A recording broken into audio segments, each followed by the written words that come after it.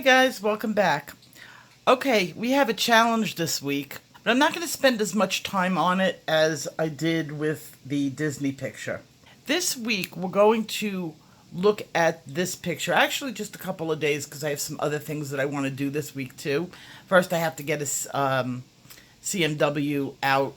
We're going to be working on another color this week. I have another series that I'm going to be introducing this week in addition to this. So this I want to wrap up in a couple of days, and that's it. And then we're going to move on to some other fun stuff. Yesterday I did a video, and it was just a flip through of the Renaissance book. And Chinthaka Herath and Vivid Publishers, and it's the Art Movement series Renaissance. Now, the premise behind this book is he took the masters, he took pieces of different versions of one picture, put it together into a new picture with the quote Renaissance style, which is having to do with perspective, on flattening down the perspective. I think he did a very, very good job. This was a monumental task, and he was very, very creative. What drew me to this book originally was this picture. And if you can recognize, this is Leonardo da Vinci's Salvador Mundi.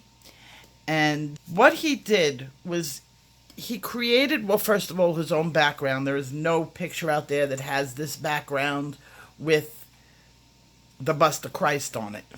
I believe he was working with two different versions. One is the Circle of Leonardo da Vinci from 1452, Bust of Christ, and that's this version. Was not done by da Vinci.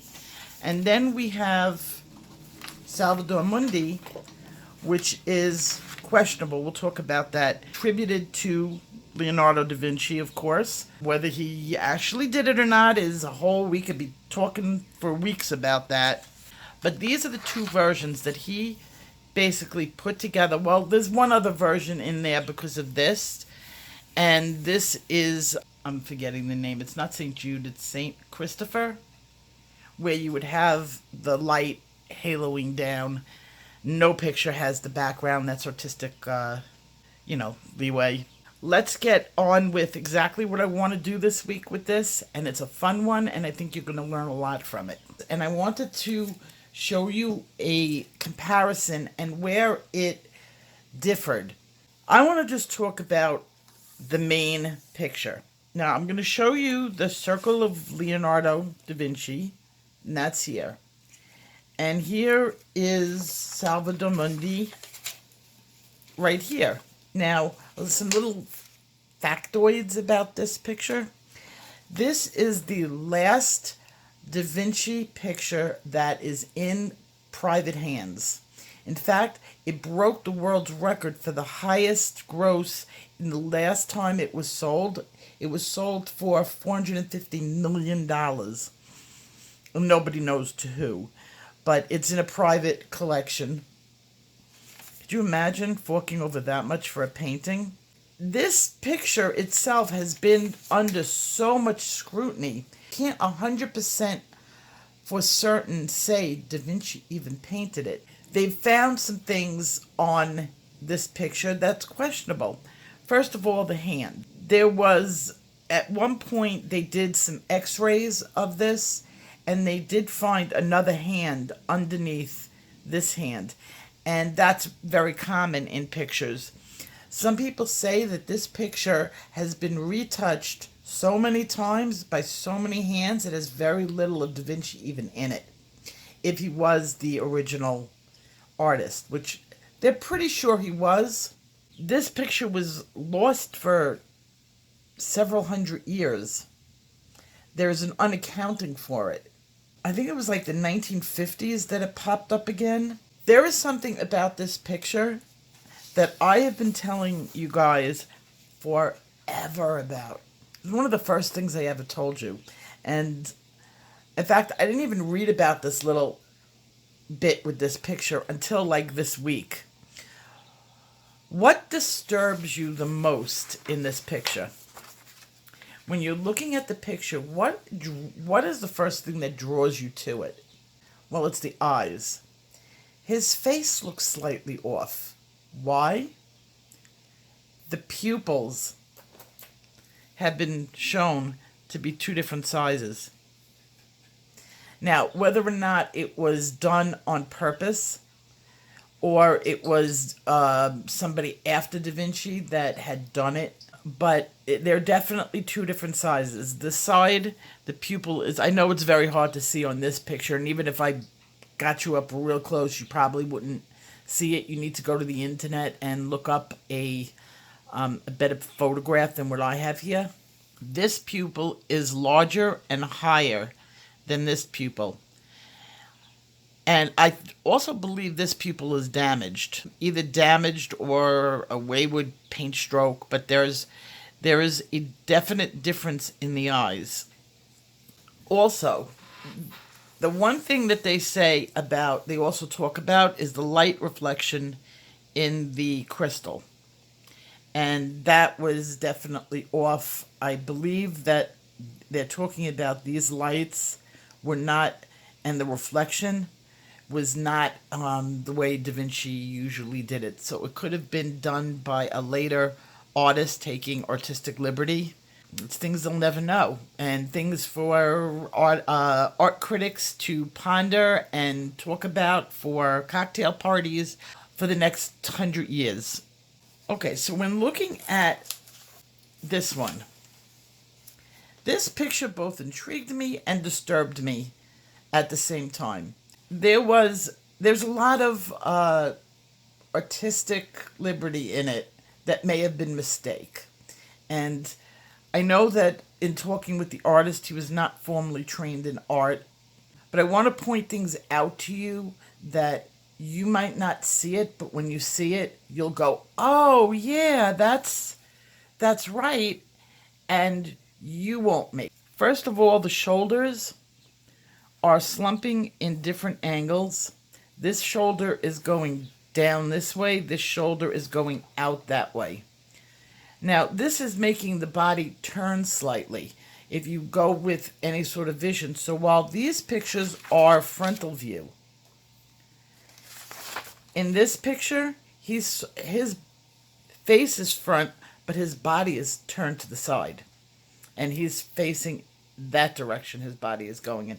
And this is very evident by, it was definitely Bust of Christ that he influenced the clothes. It's the same clothes. But if you notice on Bust of Christ, this is straight. It's forward. And the shoulders go up high on his shoulder. The cloth is draped from high up. On here, there's more of a curve, where here it's straighter and then probably took an upward turn over here. His folds are going in that direction. So you just kind of want to twist his clothes. Where on the actual picture, the folds are going down.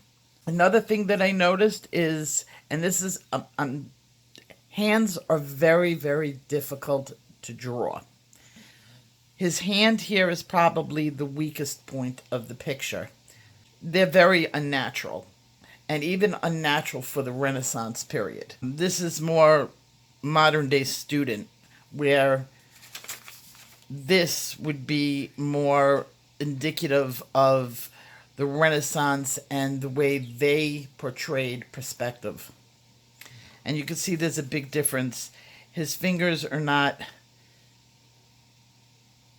the crease in his hand is all the way up here. It should have been way lower in the hand down here. So if it came to that point and came down, he would have had a little bit more natural look.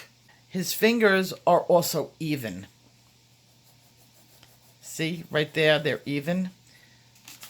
Where absolutely on any hand, when you make that with your hand, this finger is higher just because of the way the hands bend.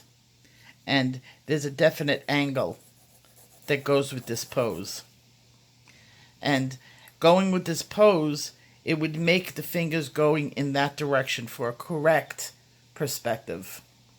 So, unfortunately, the hands in here, although in the style of the Renaissance, hands were absolutely poorly done.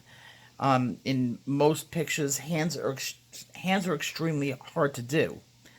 So, in that case, you would sometimes see hands drawn like this. But on the picture, Vinci had a very nice flow on the hands. His perspective on that hand is very good. The thumb, as I said earlier, there's a redo on this where Da Vinci had actually not liked the position of the thumb and moved it over. So even he had a hard time with his hands. No effort was made to compensate for that angle on this. In fact, it's going in the opposite direction, where this finger is going in this direction, this finger is kind of going out unnaturally in that direction. This is the area where he went off on. This should have been much closer to the hand.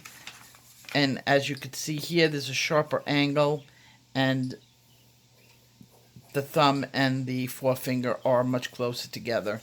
This is technical mistake. It's not artistic liberty. The clothes that he's wearing are much tighter than the master's. He might have wanted to loosen up a little bit of the clothes. Where he went a little astray on it was he made the wrists very, very thin. And the perspective on the wrist is off. Because, like, if you look at a wrist, there's still a going out of the hand on it, and especially you could see it more in the picture, where if he had gone with a better angle from here to here, and this angle was going that way, the hand would have gotten to be much. One other thing that I did notice on here that made this very unnatural, a little bit more Renaissance merging perspective or newbie mistake. Right here is the shoulder. Okay? His shoulder comes out. His shoulder realistically goes from here to here. That's a huge shoulder. That would give him like a foot from his neck to where he was. What he had done is he added in this little area over here. Had he cut it short and brought the hand down, the arm a little bit further down like this, and then he could have made the clothing a little bit larger, his perspective on the arm would have been much different. So these are all little things that you look for when you are either drawing or looking for something realistic that you want to copy. And it all counts. Now, what I found really interesting here is this picture, which he mainly took from, has a hook nose. And it's very triangular. You could see very triangular. Here, it's much softer and rounder. He used this nose, who has more of a bulbous area on the tip of his nose. And you could see over here, he had a little line go a little astray that should have been. This is too dark for over here for his shading. So, but this nose and this nose were very similar. And of course, the beard is not the same. The beard should have started down here. And he would have gotten much more of that boy-like appearance. Of course, there isn't a single copy of this picture from any artist anywhere that have depicted Jesus's hair like this. Jesus had curly hair, long curly hair. But let's be completely honest. This image is not Jesus. This picture is not Jesus. This is not Jesus. The image that we look at that is Jesus is a pagan view of what they would have depicted Jesus to look like. There's very, very little description of Jesus in the Bible. And even like anthropologists who have gone back and studied the bones and the culture of the time when Jesus would have been there, he would have, from hints in the Bible, he would have had short curly hair. And here is Jesus with long straight hair. So there's a lot of artistic leeway in here. I'm not sure if he knew that Jesus had, he might not know that Jesus had curly hair. So what am I going to do with this? Why is this going to be interesting? I'm going to try to fix his mistakes. And not his mistakes. I'm not going to call them mistakes because this is his art and he published his art and this is what his art and his mind is saying this picture is supposed to look like.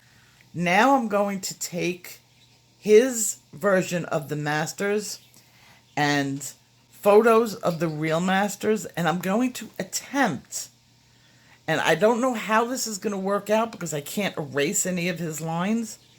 I'm going to try to bring it back, and we'll see how I do. This is going to be interesting. I'm not going to start it in this video because I need to kind of get my idea and my head wrapped around what I'm about to try to attempt. I have to do a huge cover-up, and that's going to be the lesson that I am teaching you. I'm not really teaching you this picture. I'm going to teach you what happens if you don't like something about a picture. Show you how to change it, okay? And make this yours. So I am taking his artwork that he took from other artists and making this picture my own art. Which is, if in your own mind, can, like, mind-blowing. We're going to attempt something with this that's full circle. So, I don't know if I could do it. I'm talking very prematurely, and I will be honest, if I can't do it, I want to turn his straight hair curly. I want to try to fix his shoulder and make that. I'm even going to attempt, but I'm not sure if I can, to change the hand a bit. If I can get the folds in his shirt going, which I may not be able to, maybe I can.